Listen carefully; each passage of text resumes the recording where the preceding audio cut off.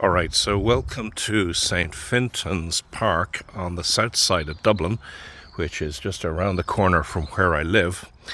And the reason I'm posting this is because I made an amazing discovery about my own local neighbourhood. It's amazing what's out there if you actually do a little bit of digging and research. I've walked past this little area, which I'm going to tell you about now, hundreds of times on the way to Deansgrange village to get the shopping and get a coffee, and I never really noticed what was in front of me. But in fact, well, I did notice. I noticed that there was a nice old church, and I noticed that there was a house over here with funny windows. Let's start with the house. This house was built by a chap called John Usher, who, if my history reading is correct, is the father or grandfather of the John Usher who adorns after whom is named one of the lecture theatres in Trinity College. And I did walk past this house and I noticed that the windows were a bit funny, and I just assumed it was a sort of a Victorian affectation of whoever built it. But in fact, this house was built in 1592.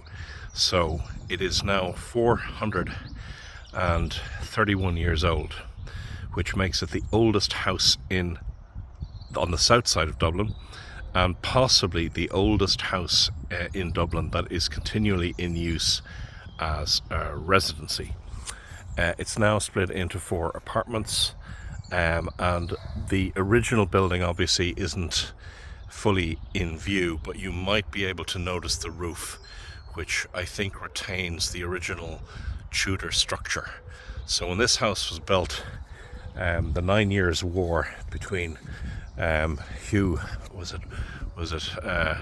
Roe O'Neill and all those heroes of our the Wild Geese struggle against Elizabeth I, that war was just about kicking off. In fact, it hadn't even started yet when that house was being built.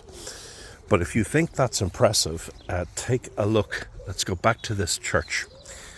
I thought this was the ruin of maybe a church that had been built maybe a couple of hundred years before famine times, maybe 100 years before penal times.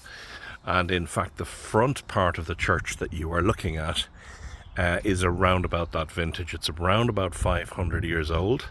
So it's just a little older than the house we've just looked at. And what I think happened was, when the house behind me was built, the church was basically ransacked by Cromwell, presumably, or before Cromwell, as most Catholic churches were.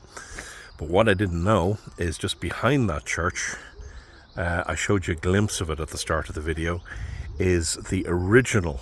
Actually, it's not the original, it's a how would I describe it? It's the middle church. It's the church that was built in the 11th century. And if I could go in and show you, you would see that it's a slightly different architectural style.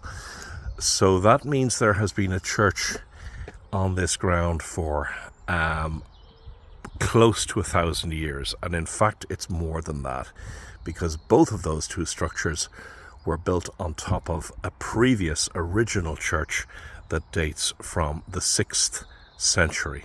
So that means that this little nondescript area that I've been walking through for the last 6 or 7 years that we've been living here has a history and a heritage stretching back not 500 years, not 1,000 years, but 1,500 years. Pretty cool, huh?